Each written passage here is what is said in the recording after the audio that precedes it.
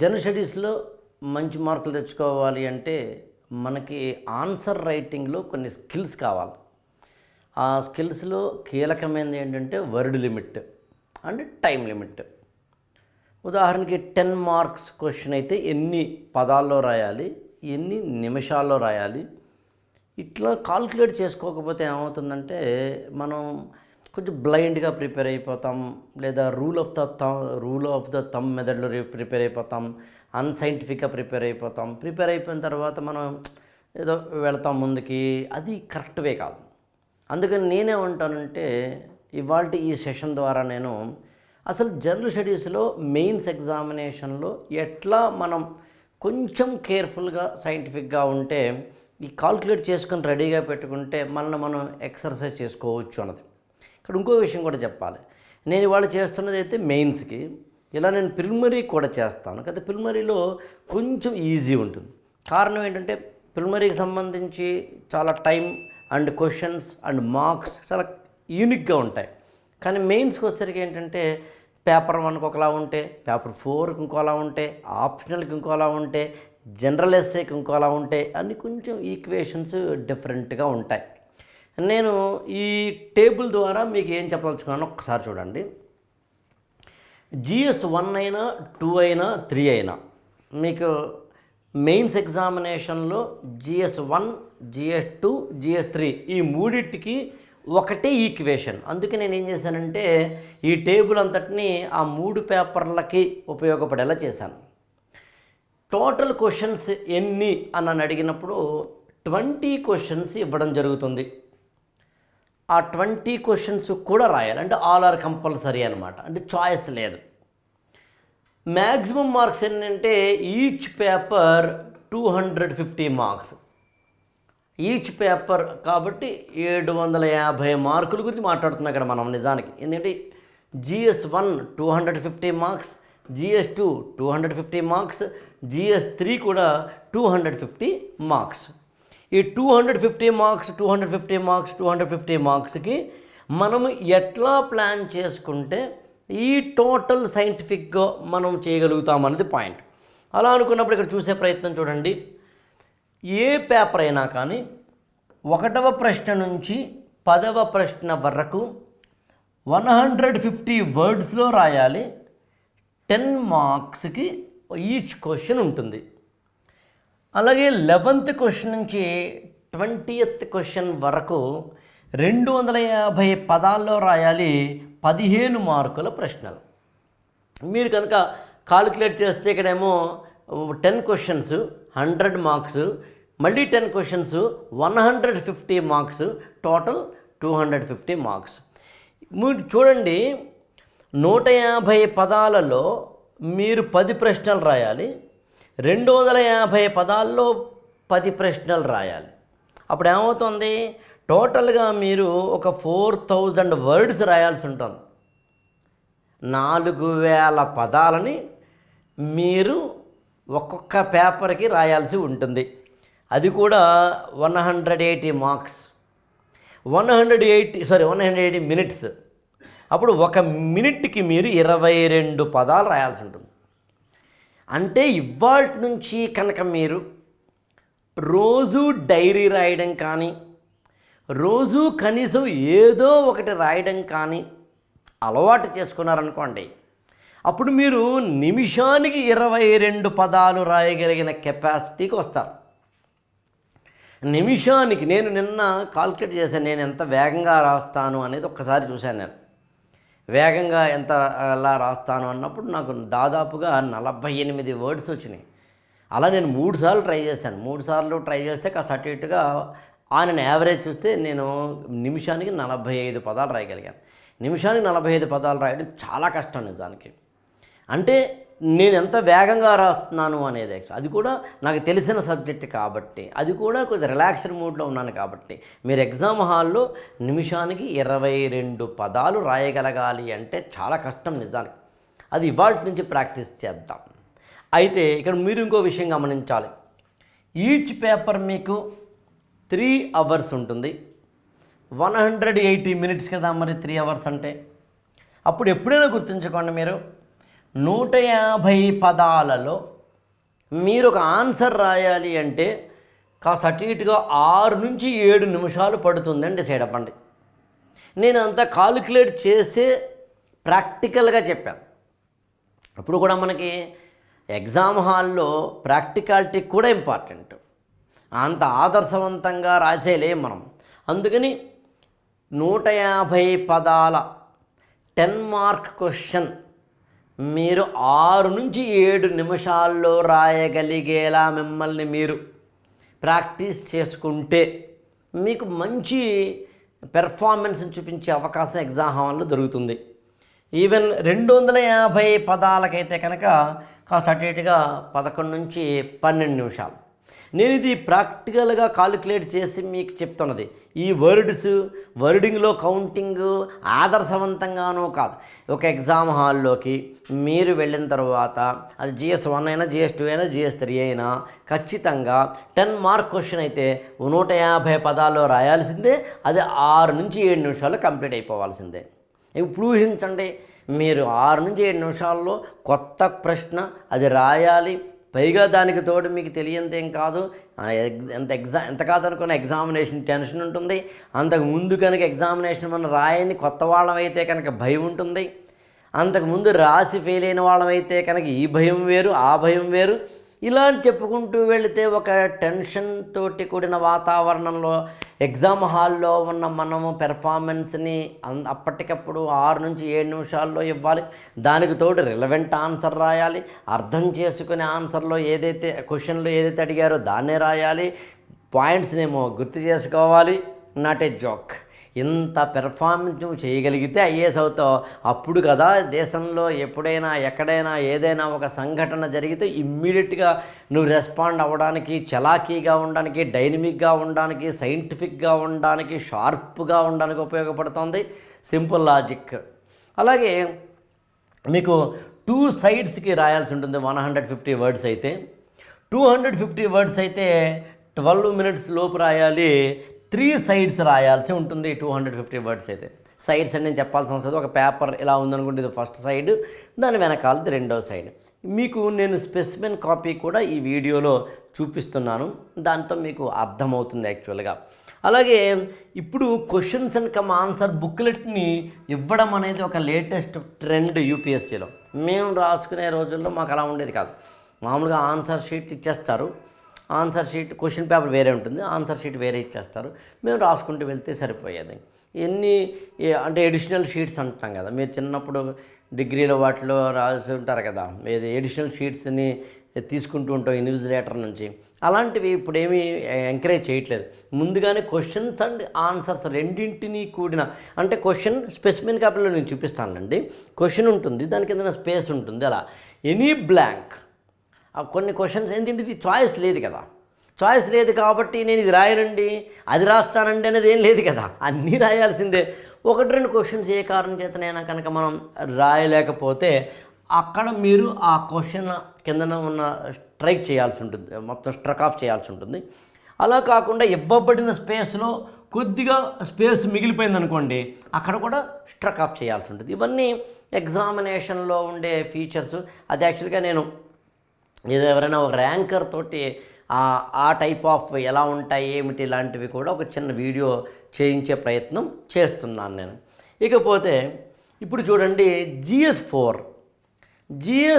2, 3కిను GS4కి ఉన్న చిన్న తేడా ఏంటంటే, GS4 అంటే ఎథిక్స్ పేపర్లో ఏముంటుందండి, ఖచ్చితంగా అందులో నేను చెప్పాల్సిన అవసరం లేదు, కేస్ స్టడీస్ ఉంటాయి. అందులో కేస్ స్టడీస్ ఉండడం వల్ల ఏమవుతుందంటే GS1, 2, 3కి డైరెక్ట్గా క్వశ్చన్ ఆన్సర్ 150 వర్డ్సా, 10 మార్కర్సా, 15 మార్కర్సా అనే దాన్ని బట్టి ఉంటుంది.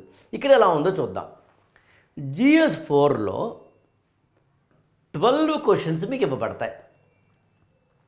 ఈ 12 క్వశ్చన్స్ని మీరు ఎలా చూడాలి అంటే, సెక్షన్ ఏ, సెక్షన్ బి 2 సెక్షన్స్గా ఉంటాయి. సెక్షన్ ఏలోనేమో 6 ప్రశ్నలు ఇస్తారు, సెక్షన్ బిలో మళ్ళీ 6 ప్రశ్నలు ఇస్తారు. అప్పుడు ఎంత అయింది మీకు? అది ఇప్పుడు 6 + 6 12 ప్రశ్నలు అయినాయి. ఇక్కడ సరిపోయింది, టాలీ అయ్యింది. కానీ సెక్షన్ ఏలో theory based questions, section below case study based questions. మళ్ళీ ఇందులో సెక్షన్ ఏలో 6 ప్రశ్నల్లో ఇంటర్నల్ క్వశ్చన్స్ ఉంటాయి. అంటే ఆ 6 ప్రశ్నల్లో ఒక ప్రశ్నలో మళ్ళీ ఏబి ఉంటుంది, ఇంకో ప్రశ్నలో ఏబి ఉంటుంది. అలా అప్పుడు ఎన్ని అవ్వాలి? 6 12 అవ్వాలి. కానీ 13 ప్రశ్నలు ఉంటాయి. ఇదేంటి సార్ తిరకాసు అంటే 6వ ప్రశ్నలో 3 ప్రశ్నలు ఇంటర్నల్గా ఉంటాయి. అందులో ఇంటర్నల్ క్వశ్చన్స్ని కూడా మీరు అర్థం చేసుకుంటే టోటల్గా GS 4th పేపర్లో మీరు రాయాల్సినవి 12 ప్రశ్నలు కావు. సెక్షన్ ఏలో 6 ప్రశ్నలు కావు, 6 ఇంట్లో ఉన్న ఇంటర్నల్ ప్రశ్నల్ని కూడా తీసుకుంటే 13 ప్రశ్నలు రాయాల్సి ఉంటుంది. కానీ సెక్షన్ బిలో 6 కేస్ స్టడీస్ ఇస్తారు కాబట్టి 6 క్వశ్చన్సే ఉంటాయి.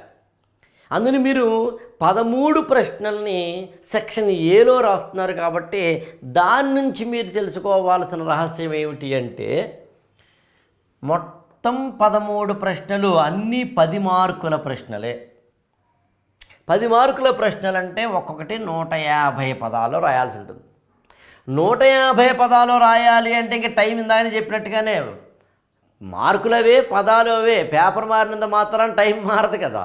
అందుకని 6 to 7 minutesలో రాయాల్సి ఉంటుంది. అదేవిధంగా మీకు 7 to 12 అంటే లాస్ట్ 6 క్వశ్చన్స్ ఏవైతే ఉన్నాయో అవి 20 మార్కర్స్. అవి ఇంతకుముందు మనం చెప్పుకున్న దాంట్లో 15 మార్కర్స్, ఇది 20 మార్కర్స్. ఇక్కడ ఒక సర్టిఫికేట్గా 250 పదాల్లో రాయాల్సి ఉంటుంది. అంటే మళ్ళీ 11 to 12 minutesలో రాయాల్సి ఉంటుంది. ఈ ప్రాసెస్లో మీరు గమనించాల్సిన విషయం ఏమిటి అంటే మళ్ళీ చెప్తున్నాను మీకు, GS 4th విషయంలో మాత్రం మీరు సెక్షన్ ఏ, సెక్షన్ బి అనే 2 సెక్షన్స్ని చూస్తారు. ఇది కేస్ స్టడీ. ఇక్కడ కేస్ స్టడీ అంటే ఇంకొక చిన్న విషయం చెప్పాలి మీకు. దాదాపుగా ఒక పేరా కానీ 2 పేరాలు కానీ ఒక ఇన్సిడెంట్ ఇస్తారు కేస్ స్టడీలో. అంటే ఎథికల్ డైలమాది, పలానా ఏదో మున్సిపల్ కమిషనర్ గారు ఇలా జరిగిందట, ఇలా జరిగితే ఏంటనో ఇన్సిడెంట్ ఇచ్చి నీ ఒపీనియన్ ఏమిటి అని అడుగుతారు. నేను వేరే వీడియోలో అసలు కేస్ స్టడీస్ని ఎలా డీల్ చేయాలి, అసలు ఎథిక్స్ ఇన్ క్వశ్చన్స్ ఆన్సర్స్ ఎలా రాయాలి అని చెప్పి వేరే ఓరియంటేషన్ క్లాస్ తీసుకున్నాను. అందులో నేను మీకు చెప్పే ప్రయత్నం చేస్తాను. ఇక్కడ ఏమవుతుంది మీకు, ఇక్కడ క్వశ్చన్స్ విషయంలో కేస్ స్టడీ అనేసరికి చదవడానికి కూడా టైం పడుతుంది. మిగతా వాటిలో క్వశ్చన్ ఎంత ఉంటుంది, సింగిల్ లైన్ ఉంటుంది, మహా అయితే 2 lines ఉంటుంది. 2 linesని చదవడానికి మహా అయితే మనకు నాకు తెలిసి ఒక 30 seconds నుంచి అంతే, మ్యాక్సిమం 30 seconds పడుతుంది. అర్థం చేసుకోవడానికి 1 minute పడుతుంది. అంతకుమించి టైం వేస్ట్ కాదు, అక్కడ అవుతుంది కొద్దిగానే. కానీ ఇక్కడ అలా కాదు, చదవడానికే నాకు తెలిసి 1.5 minutes 2 minutes పడుతుంది. అర్థం చేసుకోవడానికి అంటే ఈచ్ క్వశ్చన్లో దాదాపు ఎన్ని ఉన్నాయి, ఇక్కడ మనం 6 క్వశ్చన్స్ ఉన్నాయి. అంటే 6 into 2 కనీసం ఒక 12 మార్కులు. అంటే ఒక ప్రశ్న రాసేందుకు కావలసినంత టైంని క్వశ్చన్స్ని అర్థం చేసుకోవడానికే సరిపోతుంది. అంటే మీరు ప్రిపేర్ అయ్యేటప్పుడు ఎంత బాగా ప్రిపేర్ అవ్వాలి అనేది అర్థం చేసుకుంటే, మీకు ఉండే డిఫికల్టీస్ ఎగ్జామ్ హాల్లో ఏముంటాయని తెలుసుకుంటే, ఓ పక్కన టెన్షన్ ఉంటుంది, ఓ పక్కన వర్డ్ లిమిట్లో రాయాలి, ఇంకో పక్కన టైం లిమిట్లో రాయాలి, రిలవెంట్ ఆన్సర్ రాయాలి, అన్నిటికన్నా ఇంపార్టెంట్ యూపీఎస్సీకి ఏదైతే అవసరమో అది రాయాలి. అలా అని చెప్పి గ్రామర్ మిస్టేక్స్ చేయకూడదు, స్పెల్లింగ్ మిస్టేక్స్ చేయకూడదు. తెలుగు మీడియం స్టూడెంట్స్ అయితే టెర్మినాలజీని తెలుగులో రాయగలగాలి. ఇంగ్లీష్ మీడియం స్టూడెంట్స్ అయితే కనుక కొద్దిగా ఇంగ్లీష్ని ఏ స్థాయిలో రాస్తే, ఏ స్టాండర్డ్లో రాస్తే బెస్ట్ ఆ స్టాండర్డ్లో రాయగలగాలి. ఇలాంటివన్నీ కీలకమైనవి అని అర్థం చేసుకున్నప్పుడు ప్రిపరేషన్ అంత ఈజీ కాదని, మనం ఆడుతూ పాడుతూ రాసేస్తే సరిపోదని, ఆడుతూ పాడుతూ మనం చదివేద్దామంటే కుదరదని ఇక్కడ మీకు అర్థమయ్యే ఒక రహస్యం. ఇది తెలుసుకోవాలని కోరుతూ, నెక్స్ట్ నేను తెలుగు లిటరేచర్ ఆప్షన్ టీచ్ చేస్తాను కాబట్టి తెలుగు లిటరేచర్ ఆప్షన్కి సంబంధించింది కూడా ఇలాంటి ఒక సైంటిఫిక్ ఈక్వేషన్ మనం తెలుసుకునే ప్రయత్నం చేద్దాం. మిగతా ఆప్షన్స్, ఆ ఆప్షన్కి సంబంధించిన ఇక్కడ కామెంట్ కానీ దానికి సంబంధించిన కంపారిజన్ కానీ చేయట్లేదు. నేను ఓన్లీ తెలుగు లిటరేచర్ ఆప్షన్ల గురించి మాత్రమే మాట్లాడుతున్నాను. తెలుగు లిటరేచర్ ఆప్షనల్ అఫ్కోర్స్ ఏ ఆప్షన్ 2 పేపర్లు ఉంటాయి. Paper 1, paper 2. ప్రతి పేపర్కి 250 మార్కులు ఉంటాయి. అంటే GS 1, GS 2, GS 3, GS 4 అనే వాటిలో ఈచ్ పేపర్ 250 మార్క్సే. ఆప్షనల్ దగ్గరికి వచ్చేసరికి ఈచ్ పేపర్ 250, టోటల్ సింగిల్ ఆప్షనల్కి 500 మార్కులు. ఈ 500 మార్కులకి ఈచ్ పేపర్, ఏ పేపర్ అయినా కానీ మీకు పేపర్ క్వశ్చనింగ్ ప్యాటర్న్ సమానం. అంతే, పేపర్ 1కి ఒకలాగా, పేపర్ 2లోకి ఒకలా ఉండవు. కాకపోతే పేపర్ 1లో షార్ట్ ఆన్సర్స్ ఉంటే, పేపర్ 2లో వ్యాఖ్యానాలు ఉంటే, ఇలాంటివి ఏమైనా ఈక్వేషన్స్ మారితే మారవచ్చేమో తప్పించే, కానీ మెథడాలజీ కానీ ప్యాటర్న్ కానీ మారదు. ఇక్కడ చూడండి, ఏ పేపర్ అయినాను, పేపర్ 1 అయినా పేపర్ 2 అయినాను 8 ప్రశ్నలు ఇస్తారండి. పేపర్ 1 అయినా పేపర్ 2 అయినాను. ఈ 8 ప్రశ్నల్లో ఫస్ట్ క్వశ్చను, 5th క్వశ్చను కంపల్సరీగా రాయాలి. అంటే అర్థం ఏంటి సార్? ఉదాహరణకి పేపర్ 1 తీసుకుందాం. ఇది పేపర్ 2 కూడా వర్తిస్తుంది. సెక్షన్ ఏ ఉంటుంది, సెక్షన్ బి ఉంటుంది. సెక్షన్ ఏలో 1, 2, 3, 4 క్వశ్చన్స్ ఉంటాయి. సెక్షన్ బిలో కూడా 1, 2, 3, 4 క్వశ్చన్స్ ఉంటాయి. అంటే మీకు దాదాపుగా ఇందాక చెప్పినట్టుగా 8 క్వశ్చన్స్ ఉన్నాయి. ఇక్కడ 4, ఇక్కడ 4 క్వశ్చన్స్ ఉన్నాయి. ఈ 4 క్వశ్చన్స్లో ఇక్కడ ఫస్ట్ది కంపల్సరీ, ఇక్కడేమో ఫస్ట్ది కంపల్సరీ. ఇక్కడ ఫస్ట్ది 5th అవుతోంది కాబట్టి మనం 5th క్వశ్చన్ అన్నాం. అంటే సెక్షన్ ఏలోంచి ఫస్ట్ క్వశ్చన్, సెక్షన్ బిలోంచి ఫస్ట్ క్వశ్చన్ కంపల్సరీగా రాయాలి. పేపర్ 1లో సెక్షన్ ఏలో ఫస్ట్ క్వశ్చన్ ఏమో షార్ట్ ఆన్సర్స్ క్వశ్చన్స్గా ఉంటాయి. సెక్షన్ బిలో ఫస్ట్ క్వశ్చన్స్ ఏమో వ్యాఖ్యానాలై ఉంటాయి. అంతే తప్ప, అంటే ఒక వ్యాఖ్యానం ఈజ్ ఈక్వల్ టు ఒక షార్ట్ ఆన్సర్ క్వశ్చన్ అని మనం అర్థం చేసుకోవచ్చు. తర్వాత వచ్చేసి ఒక్కొక్క ప్రశ్నలోను క్వశ్చన్స్ 1 and 5లో, అంటే ఇందులోను మళ్ళీ తిరిగి ఒక్కొక్క దాంట్లో 5 ప్రశ్నలు ఇస్తారు. అంటే 5 షార్ట్ ఆన్సర్స్, 5 వ్యాఖ్యానాలు ఇస్తారు. 5 పార్ట్స్ ఇన్ ఈచ్ క్వశ్చన్ అంటే అర్థం అది. అప్పుడు ఒక్కొక్క ప్రశ్నకి ఎన్ని మార్కులు అంటే 10 మార్కులు. అప్పుడు ఏమవుతుంది? పేపర్ 1లో సెక్షన్ ఏలో ఫస్ట్ క్వశ్చన్లో 5 ప్రశ్నలు ఇస్తున్నారు. ఒక్కొక్క ప్రశ్నకి 10 మార్కులు, అంటే టోటల్గా 50 మార్కులు. Same equation section below first క్వశ్చన్కి వ్యాఖ్యానాలకి 5 వ్యాఖ్యానాలు ఇస్తున్నారు. ఒక్కొక్క వ్యాఖ్యానము 10 మార్కులకి, టోటల్గా 50 మార్కులు. అక్కడికి మీకు ఏమైంది? 50 + 50 100 మార్కులు కంప్లీట్ అయినాయి.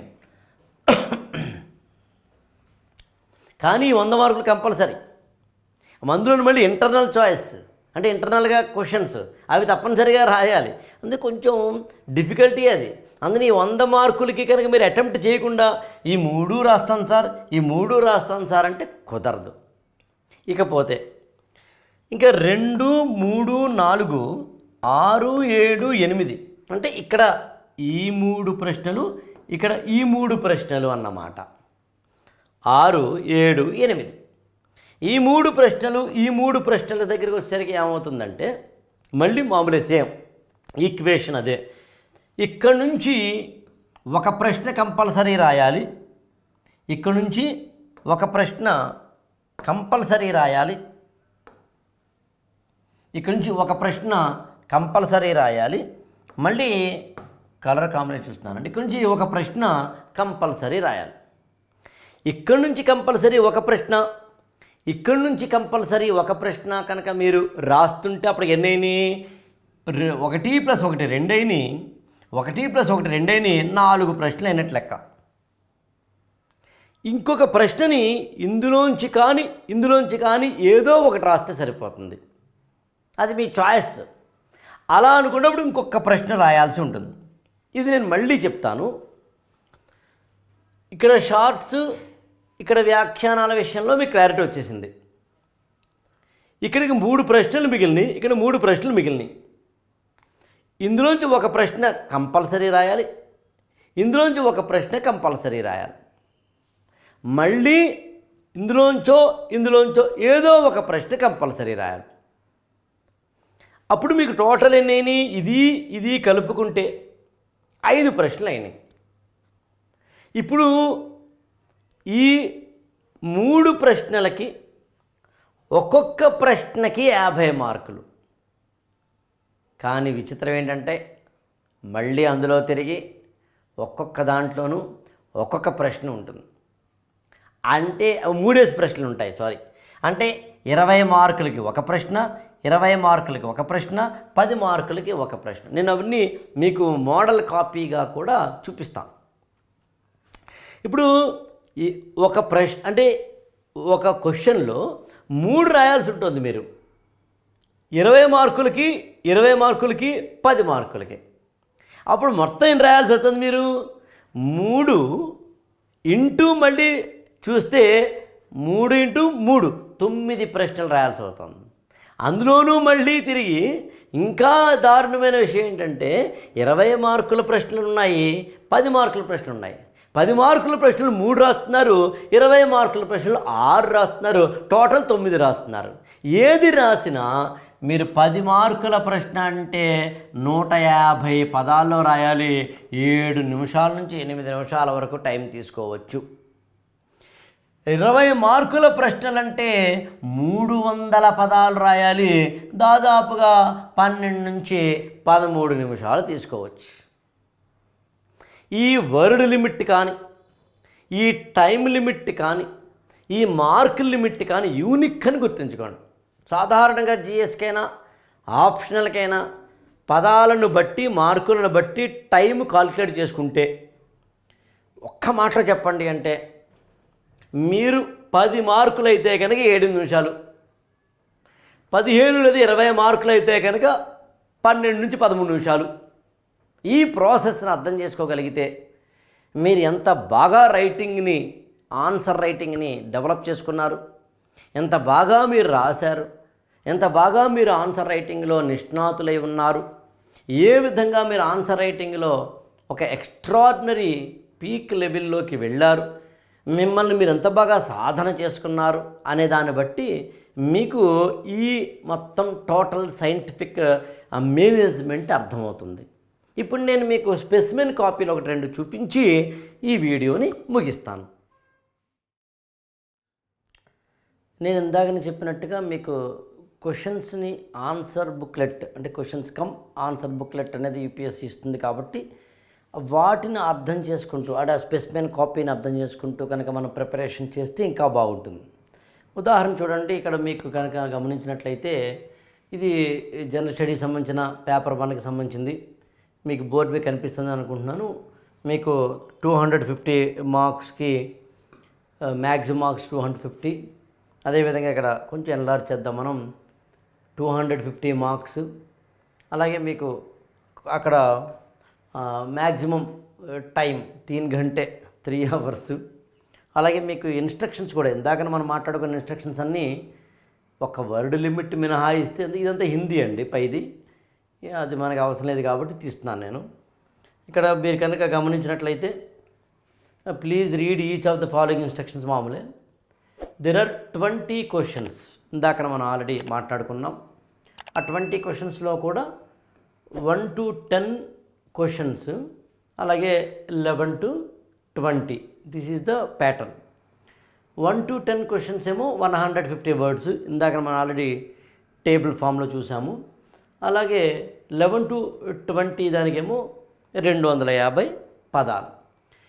150 వర్డ్స్ 250 వర్డ్స్ అనే వర్డ్ లిమిట్ని యూపీఎస్సీఏ సజెస్ట్ చేస్తాను. ద ఓన్లీ థింగ్ ఏంటంటే ఏ క్వశ్చన్కి ఎన్ని మార్కులు అనేది ఆ క్వశ్చన్ పక్కనే ఇస్తామని కూడా ఇక్కడ ఇవ్వడం జరుగుతుంది. All questions are compulsory. The number of marks carried by question is indicated against it. అందుకని ఆ క్వశ్చన్ పక్కనే మార్కులు ఉంటాయి. అది 150 వర్డ్స్ 250 వర్డ్స్ అనేది అక్కడ స్పెసిఫై చేయకపోవచ్చు. బట్ ఫస్ట్ టు 10 క్వశ్చన్స్ అన్నీ కూడా ఆబ్వియస్గా 150 వర్డ్సే, తర్వాతవన్నీ కూడా 250 వర్డ్సే అనేది తాత్పర్యం. ఇక్కడ గమనించాల్సిన ఏంటి, keep the word limit indicated in the question in mind. Word లిమిట్ని దాటే ప్రయత్నం చేయకండి. వర్డ్ లిమిట్ని కనుక మీరు దాటినట్టయితే ఇరికించి ఇంకా రాస్తాను సార్ అంటే కుదరదని చెప్పడం ఉద్దేశం.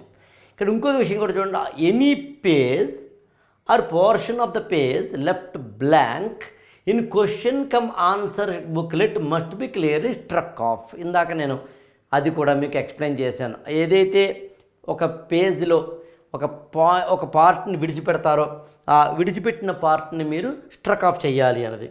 మీకు ఉదాహరణ చూడండి, అంటే మీకు ఈజీ అవుతుందని నేను మీకు ఒక స్పెసిమెన్ కాపీని తీసుకొచ్చే ప్రయత్నం చేశాను.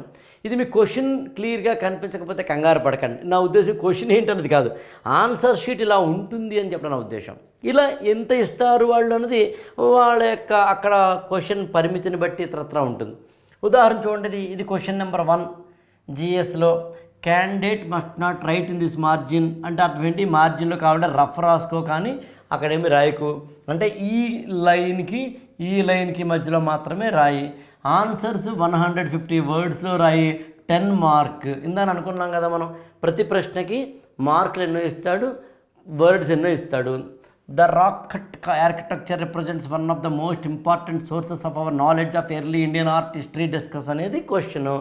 రాసుకుంటూ వెళ్తారు మీరు, యాక్చువల్గా నేను ఫ్యూచర్లో అంటే ఇంకొక వీడియోలో ఒక నమూనా ఆన్సర్ని కూడా చూపిస్తున్నాను. ఒక నమూనా ఆన్సర్ని కూడా మనం ప్లాన్ చేస్తున్నాను. ఒక ర్యాంకర్ రాసినవి ప్రత్యేకంగా రాయమంటున్నాను నేను. అంటే వాళ్ళు ఆల్రెడీ గతంలో ర్యాంక్ రాకముందు ప్రాక్టీస్ కోసం రాసినవి అయితే నా దగ్గర ఉన్నాయి. అలా కాకుండా కొంచెం స్పెసిఫిక్గా రాస్తే కొంచెం మనకి సైంటిఫిక్గా ఉంటుంది కదా అని. కాబట్టి మీరు రాసుకుంటూ వెళ్తున్నారు. ఏ కారణం చేతనైనా ఇలా ఎన్నైతే ప్రశ్నలు మీరు రాస్తారో అన్నిటికీ సంబంధించి ఇది స్పెసిమెన్ కాపీ అండ్ సింపుల్ చెప్పాలంటే ఇట్లా ఉంటుంది. మీకు ఈ స్పెసిమెన్ కాపీని మీరు అర్థం చేసుకోగలిగితే ఆన్సర్ ఎలా రాయాలో తెలుస్తుంది. మీరు ఉదాహరణకి కొంత మీరు ఒక పార్ట్ని విడిచిపెట్టారు అనుకుందాం. ఇందాక మనం అనుకున్నాం, మీకు గుర్తుందా, ఇంతవరకు రాశారు మీరు, మీకు ఈ తర్వాత ఏమి రాయాలో తెలియలేదు. అప్పుడు ఏమంటున్నాడంటే యూపీఎస్సీ ఇది ఇలా స్ట్రక్ ఆఫ్ చేయండి అంటున్నాడు అనమాట. అంతే తప్ప విడిచిపెట్టకండి. 8th పేజీలో నేను ఇంత రాయలేదు, ఇది రాయలేని దాన్ని రాయలేదు అంటే అర్థం ఏంటంటే నాకు తెలుసో మొత్తం మీద, కానీ ఇది నేను ఇంటెన్షనల్గా నేను ఇది బ్లాంక్ విడిచిపెట్టాను అర్థం అనమాట. అని చెప్పి స్ట్రక్ ఆఫ్ చేయమంటారు అనమాట. అలా విడిచిపెట్టలేదు అనుకోండి, మాల్ ప్రాక్టీస్ అవకాశం ఉంది కదా. ఎందుకంటే ఏమో ఇంకా నేను చెప్పాల్సిన అవసరం లేదు యాక్చువల్గా. సేమ్ ఇలాంటిదే నేను తెలుగు లిటరేచర్ ఆప్షన్కి సంబంధించింది కూడా ఇందాక నేను వీడియోలో నేను తెలుగు లిటరేచర్ ఆప్షన్లో కూడా ఈ టైప్ ఆఫ్ ఎలా ఉన్నాయి అని అనుకున్నాం కాబట్టి దానికి సంబంధించి కూడా నేను చూపించే ప్రయత్నం చేస్తాను ఇక్కడ మీకు. ఒకసారి చూడండి, ఇది తెలుగు లిటరేచర్కి సంబంధించింది. తెలుగు పేపర్ 1 దానికి సంబంధించింది. ఇక్కడ ఇందాక ఆల్రెడీ నేను ఇవన్నీ చెప్పాను మీకండి. 8 ప్రశ్నలుంటాయి, 2 భాగాలుగా ఉంటాయి. ఇది కూడా మనం అనుకున్నాం కదా, సెక్షన్ ఏ, సెక్షన్ బి, 1 2 3 4 5 6 7 8 ఇందని ఆల్రెడీ ఎక్స్ప్లెయిన్ చేశాను మీకు. 8 ప్రశ్నలు 2 భాగాలు, మొత్తం 5 ప్రశ్నలు రాయాల్సి ఉంటుంది. 5 ప్రశ్నలు కంపల్సరీ, మిగిలిన వాళ్ళు ఏ 3 ఇందాక ఆల్రెడీ ఎక్స్ప్లెయిన్ చేశాను, తెలుగులోనే రాయాలి. ప్రశ్నలలో సూచించబడిన పద పరిమితిని పాటించాలి. జిఎస్లో ఏం చేస్తారు, 1వ ప్రశ్న నుంచి 10వ ప్రశ్న వరకు ఇన్ని వర్డ్స్లో రాయాలి అలా ఇస్తారు. ఇక్కడ అలా కాదు, ఏ ప్రశ్నకి ఎలా అయినా అలా ఉండదు. బట్ ఏ ప్రశ్నకి ఎలాగైనా సరే వర్డ్ లిమిట్ ఇవ్వచ్చు. బట్ ఇప్పుడున్న వర్డ్ లిమిట్ ఏంటో మీకు ఆల్రెడీ ఇంతకుముందు చెప్పాను మీకు నేను. అదే వర్డ్ లిమిట్ ఉంది కాదంటలేదు. బట్ వర్డ్ లిమిట్ని ఏ వర్డ్ లిమిట్ రాయాలి అనేది ప్రశ్న పక్కనే ఉంటుంది కాబట్టి ఇక ఈజీ అంటాను నేనైతే. వరుస క్రమంలో రాసిన ప్రశ్నలే పరిగణలోకి వస్తాయి. కొట్టివేయకపోతే పాక్షికంగా రాసిన సమాధానాలు కూడా పరిగణనలోకి వచ్చేస్తాయి. ప్రశ్న జవాబు పత్రంలో ఖాళీగా విడిచిపెట్టిన ఒక పుటను కానీ పుట్టని కొంత భాగాన్ని కానీ తప్పనిసరి కొట్టివేయాలి. బహుశా తెలుగులో మాట్లాడితే అర్థం కాదేమని చెప్పి ఇంగ్లీష్లో మాట్లాడతాను దీన్ని. ఇక్కడ ఇది అర్థమైతే సరిపోతుంది యాక్చువల్గా. క్వశ్చన్ కమ్ ఆన్సర్ షీట్ ఇస్తాడు కదా ఎగ్జామ్ హాల్లో, ఇందాక మీకు జిఎస్ చూపించినట్టుగా ఇక్కడ కూడా ఇస్తాడు యాక్చువల్గా. Unless struck of or any page or portion of the page left blank in the question come answer booklet must be clearly struck of. అది స్ట్రక్ ఆఫ్ చేస్తే సరిపోతుంది అనేది పాయింట్ యాక్చువల్గా. సో మీకు ఈ టోటల్ ప్రాసెస్లో మీరు గమనించాల్సిన విషయం ఏమిటి అన్నప్పుడు, మన యొక్క ప్రిపరేషన్లో ఇందాక మీకు నేను చెప్పినట్టుగా క్వశ్చన్స్ని ఎలా రాయాలి అనేది పాయింట్ అవుతుంది. కాబట్టి అది కూడా మనం తెలుగు లిటరేచర్ సంబంధించి చూసే ప్రయత్నం చేద్దాం. ఇందాక నేను ఏమన్నాను, మీకు ఈ section A section below compulsory లాంటి వాటిలో ఉన్న చిన్న ఏదైనా కన్ఫ్యూజన్ ఉంటే ఒకసారి చూద్దాం. ఇది క్వశ్చన్ నెంబర్ 1 అండి. అంటే కంపల్సరీగా రాయాలి. కంపల్సరీగా రాయాల్సిన ఈ క్వశ్చన్కి 50 మార్కులండి. 50. కానీ 50 ఒక ప్రశ్న కాదు, అందులో 5 ప్రశ్నలు ఉంటాయి. ఈ 5 ప్రశ్నలకి ఒక్కొక్క దానికి 10 మార్కులు, కాబట్టి 50 మార్కులు అయింది.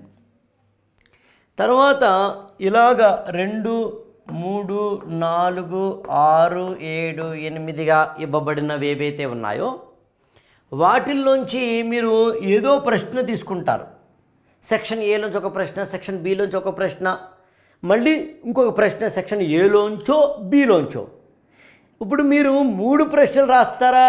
కాదు, 3 ప్రశ్నలు సెలెక్ట్ చేసుకున్నారు. కానీ ఎన్ని రాస్తారు చూడండి, ఒక్కొక్క దాంట్లోనూ మళ్ళీ తిరిగి ఇంటర్నల్గా 3 ప్రశ్నలు ఉండి 9 ప్రశ్నలు రాస్తున్నారు. ఇందులో ప్రతిదీ ఎలా ఉంటుందంటే 20 + 20 + 10 అనే ఫార్ములాలో ఉంటుంది. అంటే రెండవ ప్రశ్న మీరు రాయాలని సెలెక్ట్ చేసుకుంటే అప్పుడు అందులో ఒక 20 మార్కులు, ఇంకొక 20 మార్కులు, ఒక 10 మార్కులు రాయాల్సి ఉంటుంది. వర్డ్ లిమిట్ ఆల్రెడీ ఇందాక నేను చెప్పాను. ఇప్పుడు ఇందులోంచేమో ఈ ప్రశ్న రాస్తానండి, నాకు ఎందుకంటే ఈ 2 తెలియవు, ఇందులోంచి మాత్రం ఈ 2 ప్రశ్నలు రాస్తాను, టోటల్ 3 అవుతాయి కదా అంటే కుదరదన్నమాట. అందుకని మీ ప్రిపరేషన్లో ఇంటర్నల్ చాయిస్ అన్నప్పుడు దాన్ని అర్థం చేసుకోవాల్సిన తీరు ఏంటంటే, ఒక ప్రశ్నని ఎంచుకుంటే ఆ ప్రశ్నలో ఉన్న అన్నీ రాయాలి అనేది కంపల్సరీ. అలా కాకుండా ఇక్కడ ఒకటి అక్కడ ఒకటి రాస్తారంటే మాత్రం వర్కౌట్ కాదు. ఇందాక నేను చెప్పినట్టుగా స్ట్రైక్ ఆఫ్ చేయాల్సిన చోట స్ట్రైక్ ఆఫ్ చేయాలి. ఏది ఏమైనా మీరు అర్థం చేసుకోవాల్సిన విషయం ఏంటంటే, ఈ ప్రాసెస్లో మీరు ఎంపిక చేసుకున్న GS1 కానీ, GS2 కానీ, GS3 కానీ, GS4 కానీ, ఆప్షనల్ పేపర్ 1 కానీ, పేపర్ 2 కానీ, వర్డ్ లిమిట్ని, మార్కుల్ని, ప్యాటర్న్ని, స్ట్రక్ ఆఫ్ లాంటి వాటిని, పెనాల్టీ మార్కులు పడుతూ ఉంటాయి అప్పుడప్పుడు. ఎప్పుడైనా ఏదైనా మనం కొద్దిగా అనవసరమైన మాటలు రాసినా, అన్పార్లమెంటరీ పదాలు రాసినా, లేదా సమ్టైమ్స్ ఏదైనా మనం ఉదాహరణ కొంతమందికి ఆన్సర్ రాసే ముందు శ్రీకారం చుట్టడము, ఏదో స్వస్తిక్ లాంటివి ఏమైనా చేయడమో ఇట్లాంటివన్నీ చేస్తూ ఉంటారు. లేదా తమ మతపరమైన విశ్వాసాలను ఓం గణేశాయ నమః లాంటి వాటిని రాస్తుంటారు. అలాంటివి రాయకూడదు. ఇలా చాలా ఉన్నాయండి. పెనాల్టీ మార్కులు పడేందుకు అవకాశాలు, మనం ఏదైనా కొంచెం కాంట్రవర్సీ రాసినా, లేకపోతే అనవసరం అనేది కూడా కాదు, ఇలాంటివి సెంటిమెంట్ని బేస్ చేసుకుని ఎవరైతే ఎగ్జామినర్ ఉంటారో వాళ్ళని ఇన్ఫ్లుయెన్స్ చేసేలాగా రాస్తే మాత్రం వర్కౌట్ కాదు. ఈ టైప్ ఆఫ్ని కనుక మనం అర్థం చేసుకున్నప్పుడు మనకి తెలియాల్సిన విషయం ఏంటంటే, మీరు ఇవాల్టి నుంచే ఈ వీడియో విన్న ఇవాల్టి నుంచే ముందు అర్జెంటుగా మీరు ఏ స్థాయిలో మీ ప్రిపరేషన్ ఉన్నా సరే రోజుకు ఒక పేజీ ఏదో రాయాలని డిసైడ్ అవ్వండి. చేతి రాతతోటి రోజుకు ఒక పేజీ రాయాలి. నేను ఇవాల్టికి నా క్లాస్ నోట్స్లో ఏదైతే క్లాస్ చెప్పాలో తెలుగులోనే చక్కగా ఇంగ్లీష్ అయితే ఇంగ్లీషు నా చేతి రాతతో రాసుకుంటాను. నేను ఏది కూడా PDF మీద లేదా వాటి మీద ఆధారపడను. నా చేతి రాతతో కూడిన మీకు ఈ ఓరియంటేషన్ క్లాసెస్లో కూడా కొన్ని నా చేతి రాతతోనే చూపిస్తాను మీకు. నేను అక్కడ అంత అందంగాను రాసుకుంటేనే కానీ మనకి ఒక క్లారిటీ రాదు. కాబట్టి ఏది ఏమైనా వర్డ్ లిమిట్, టైం లిమిట్, మార్కుల లిమిట్ అనే దాన్ని అర్థం చేసుకొని లిమిట్లో ఉంటే బాగుంటుంది. అతి సర్వత్ర వర్జయేత్ కాబట్టి ఎంత లిమిట్లో ఉంటే అంత మంచిది. లిమిట్లో ఉండడం చాలా కష్టం. ఒక చిన్న లైన్ చెప్పేసి ముగిస్తాను. బెంజమిన్ ఫ్రాంక్లిన్ అనే ఆయన్ని మీరు ఏదో ఒక 1 వీక్ తర్వాత ఒక మంచి ఉపన్యాసం ఇవ్వాలండి, 1 అవర్ ఉపన్యాసం అంటే కనుక హీ ఫెల్ట్ వెరీ హ్యాపీ. ఆ తర్వాత ఏదో రేపనగా ఏది ఉపన్యాసం ఇవ్వాలి ముందు రోజు, సార్ ఏమనుకోకండి మీరు 10 మినిట్స్ మాత్రమే మాట్లాడాలి, 1 అవర్ అనుకున్నాం కదా అంటే బెంజమిన్ ఫ్రాంక్లిన్ అన్నారట, ఏది కష్టమని మీరు అనుకుంటున్నారు, 1 అవర్ స్పీచా 10 మినిట్స్ స్పీచ్ అంటే దానిదే ఉంది సార్, భలేవారే 10 మినిట్స్ స్పీచ్ ఈజీ కదా అంటే కాదయ్యా. 1 అవర్ నేను మాట్లాడాలి అంటే ఏదో ఒకటి మాట్లాడుకోవచ్చు. 10 మినిట్స్లో కంటెంట్ చెప్పాలి అంటే చాలా ప్రిపేర్ అవ్వాలి. అలాగే పేజీలు రాయాలి అంటే ఎలాగైనా రాసుకుంటూ వెళ్ళిపోవచ్చు. కానీ టైంని లిమిట్ పెట్టి, వర్డ్ని లిమిట్ పెట్టి రాయాలంటే కొంచెం సాధన అవసరం. నేను ఈ వీడియోలోనేమో ఆప్షనల్ని, జిఎస్ని చెప్పాను. ఇంకొక వీడియోలో జనరల్ ఎస్సేని చెబుతున్నాను. Thank you so much.